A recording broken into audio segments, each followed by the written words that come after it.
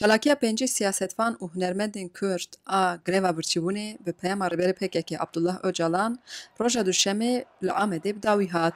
Pêncî çalakvan heşt roj berê bi mebesta ku agahî ji rêberê PKK Abdullah Öcalan bistînin li navenda BDP Amedê dest bi greva birçîbûnê kiribûn.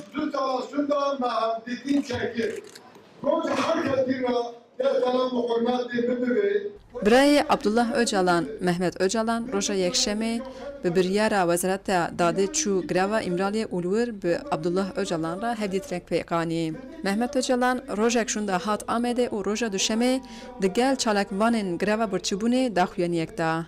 Mehmet Öcalan got ku Öcalan gotiye pêvajoya çareseriyê bi destê dewletê hatiye bidawîkirin û ger dewlet bixwase ev pirsgirêk di şeş mehan de çareser dibe.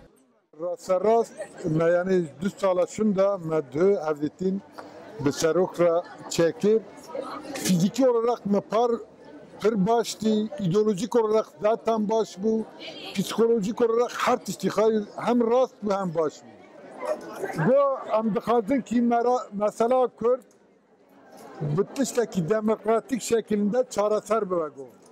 Eğer devlet bu xazasa devleti Türkiye bu xazasa em şeş mahada kanun mesela Kürt çareser bikin.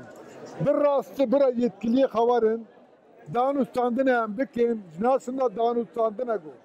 Em bikin mesele Kürt bu zamanaki kinda em çareseriye bikne rojata navizi go va xuna hindik be ise el vivalati vareseknandına. Şavi vigo siz de lisar milli mitava ki mitava de bitme o edici yani dünya devletleri diyor.